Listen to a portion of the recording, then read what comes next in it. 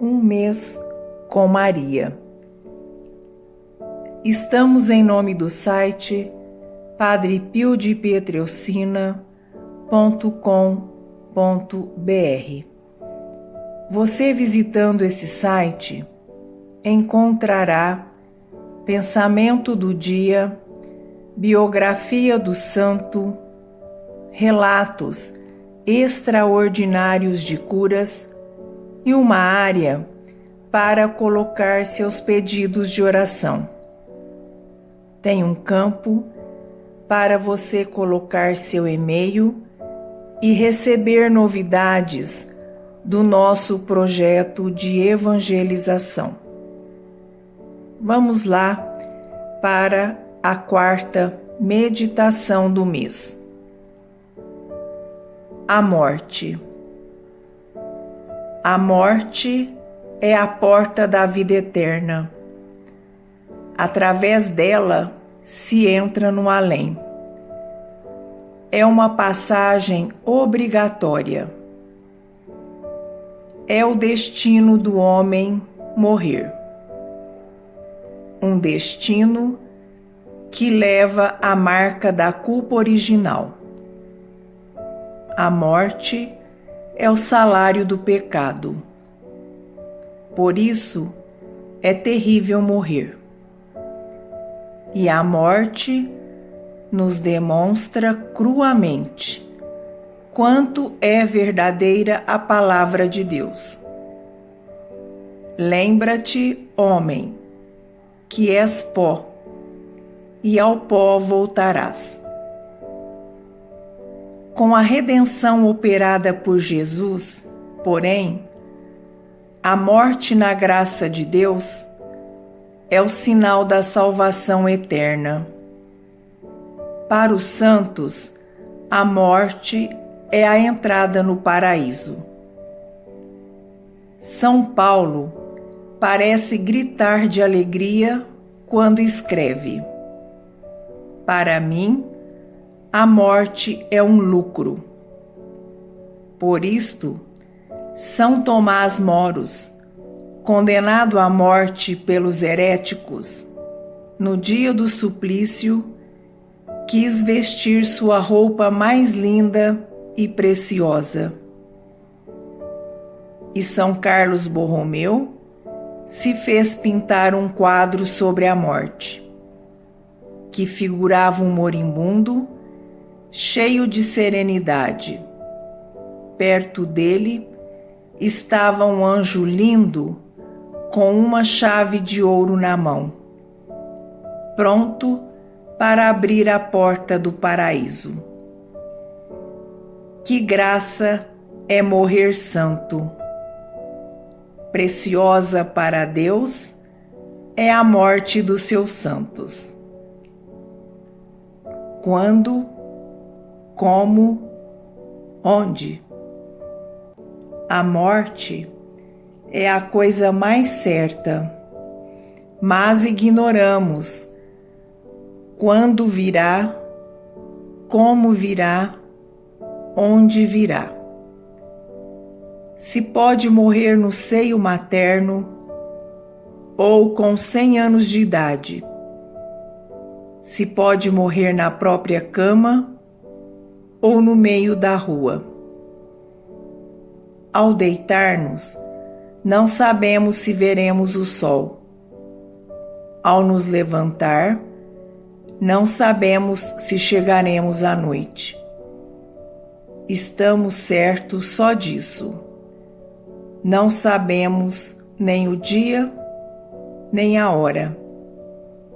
A morte chegará como um ladrão noturno, ou seja, escondida e de surpresa. Por isso, Jesus nos avisa com energia: estejais prontos, porque na hora que não creis, o Filho do Homem chegará. Quão grande deve ser a nossa loucura se não queremos pensar na morte? Porque, seguindo o que se diz nos entristece a vida. E não refletimos que em tal modo nos parecemos como avestruzes, que põem a cabeça dentro da areia para não ver o perigo que as destrói. Que tragédia será uma má morte! Só entenderemos na eternidade. O demônio bem sabe quanto é saudável o pensamento da morte. Por isso, o faz parecer uma coisa horrível, tendo-nos dos despreocupados e felizes entre vícios e pecados. Ao Papa Pio XI, um dia se apresentou uma senhora pedindo uma lembrança pessoal.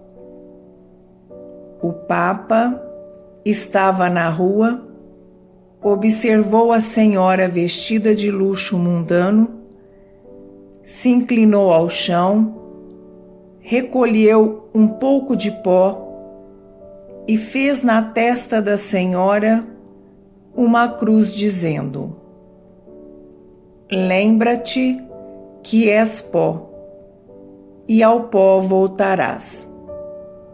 Não lhe poderia dar uma lembrança mais pessoal.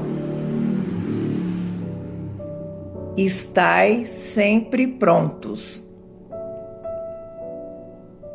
Somos capazes de preencher os nossos dias de trabalho, de divertimentos, de sexo, de política, de esportes, de fumo, de televisão e de internet. Vivemos amarrados e desorientados pelas tensões do lucro, do prazer, do sucesso. E nem nos preocupamos que, no entanto, estamos indo lá onde todos são encaminhados, para a eternidade.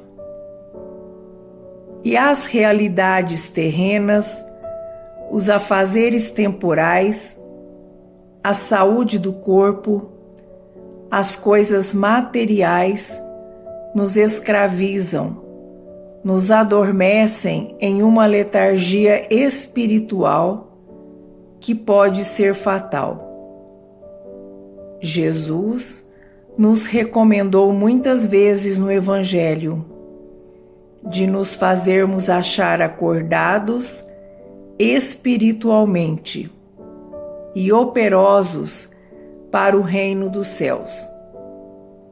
Bem-aventurados aqueles servos que o patrão em sua chegada encontra acordados. Estar acordados, estar prontos, significa, sobretudo, viver sempre na graça de Deus, evitando o pecado mortal ou pedindo imediatamente perdão e confessando-se o mais cedo possível se houver a desgraça de cair. São João Bosco dizia aos seus jovens que acordassem até mesmo às 2 da madrugada para se confessarem, se tivessem caído em pecado mortal. Deve ser esta a primeira e absoluta preocupação de todo cristão. Em qualquer momento, a morte, com a sua imperdoável foice, me deve achar na graça de Deus. A graça de Deus é como o óleo das lâmpadas na parábola evangélica das 10 virgens. As 5 virgens prudentes que tinham o óleo nas lâmpadas entraram com o esposo às bodas. As 5 virgens distraídas foram excluídas das bodas, porque tinham as lâmpadas sem óleo. Não vos conheço, foi a terrível palavra que o Senhor lhe disse. Pensemos, ao contrário, na morte de São Bento, quando sentiu o momento da passagem à outra vida, o santo patriarca quis ser amparado em pé por 2 monges. Estava assim, com os braços levantados, no ato de ir ao encontro do esposo. Na hora da nossa morte. De Nossa Senhora obteremos a graça de uma boa morte. Esta graça é tão importante que a Igreja nos ensina a pedi-la a cada Ave Maria. Rogai por nós, agora e na hora da nossa morte. Feliz a morte de quem amou Maria, de quem invocou Maria. Santa Maria Madalena, Sofia Barat, dizia que a morte de um verdadeiro devoto de Maria é um pulo de um menino entre os braços da mãe. E São Boaventura escreveu que morrer com a pura invocação da Virgem é sinal de salvação. Quando São João Bosco teve a aparição de São Domingos Sávio, poucos dias depois que este havia morrido, quis fazer-lhe esta pergunta: diga-me, Domingos, qual foi a coisa mais consoladora para ti na hora da morte? Dom Bosco: adivinhe. Talvez o pensamento de ter bem guardado o lírio da pureza? Não. Talvez o pensamento das penitências feitas durante a vida? Nem isso. Então, terá sido a consciência tranquila, livre de todo o pecado? Este pensamento me fez bem. Mas a coisa mais consoladora para mim, na hora da morte, foi pensar que tinha sido devoto de Nossa Senhora. Diga-o aos seus jovens e recomende com insistência a devoção a Nossa Senhora. Votos: oferecer o dia pelos moribundos. Viver como se fosse o seu último dia de vida. Ler e meditar a parábola das 10 virgens, em Mateus 25, 1, 13. Peço que você se inscreva no nosso canal, o Enio Viana. Ative o sininho para você receber as notificações dos nossos vídeos. Deixe o seu like, deixe seu comentário dizendo o que está achando do nosso projeto e nos ajude no apostolado de evangelização. Compartilhe com seus amigos em suas redes sociais. Salve Maria Imaculada.